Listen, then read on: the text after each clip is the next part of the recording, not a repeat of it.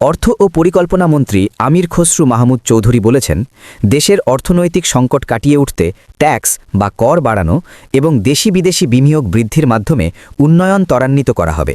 তিনি জানান, এটিই সরকারের প্রধান অগ্রাধিকার। চট্টগ্রাম নগরীর পতেঙ্গা এলাকায় প্রস্তাবিত সরকারি হাসপাতালের জন্য নির্ধারিত জমি পরিদর্শন শেষে শুক্রবার ২৭ ফেব্রুয়ারি সাংবাদিকদের সঙ্গে আলাপকালে অর্থমন্ত্রী এসব কথা বলেন। চট্টগ্রাম ১১ বন্দর ও পতেঙ্গা আসনের সংসদ সদস্য আমির খসরু মাহমুদ চৌধুরী বলেন, পতেঙ্গা অঞ্চলে কোনো বড় হাসপাতাল না থাকায় দীর্ঘদিন ধরে স্থানীয়দের মধ্যে একটি আধুনিক হাসপাতালের দাবি রয়েছে। সেই দাবি পূরণে সরকার দ্রুত উদ্যোগ নিচ্ছে।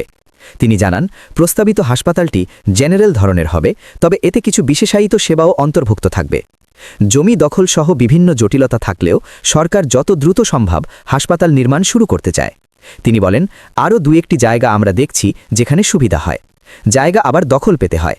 আপনারা জানেন এখানে অনেক ঝামেলা থাকে, তো যত তাড়াতাড়ি আমরা চাই হাসপাতালটা করার জন্য। এক প্রশ্নের জবাবে তিনি স্পষ্ট করেন যে এটি শুধু জেনারেল হাসপাতাল নয়, বরং জেনারেলের সঙ্গে বিশেষায়িত সেবা যুক্ত থাকবে। তিনি উল্লেখ করেন, চট্টগ্রাম ১১ আসনে বিএনপির নির্বাচনী প্রতিশ্রুতি বা ১১-১ দফার অংশ হিসাবে এটি প্রথম দফা বাস্তবায়নের উদ্যোগ। অর্থনৈতিক সংকট নিয়ে কথা বলতে গিয়ে আমির খসরু বলেন, দেশের অর্থনীতি কঠিন অবস্থার মধ্য দিয়ে যাচ্ছে। এ থেকে উত্তরণের জন্য প্রধান প্রায়োরিটি হল ট্যাক্স জিডিপি অনুপাত বাড়ানো এবং বেশি বিদেশি বিনিয়োগ বৃদ্ধি করা।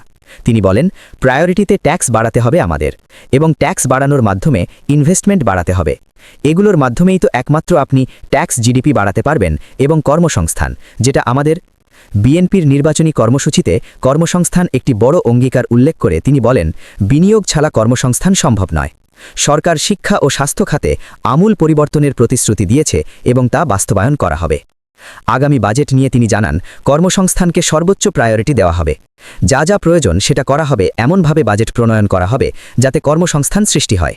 শিক্ষা ও স্বাস্থ্য খাতও গুরুত্ব পাবে। এই পরিদর্শন ও বক্তব্যকে অনেকে বিএনপি নেতৃত্বাধীন সরকারের দ্রুত উন্নয়নমুখী পদক্ষেপ হিসাবে দেখছেন, যা নির্বাচনী প্রতিশ্রুতি বাস্তবায়নের প্রতিফলন।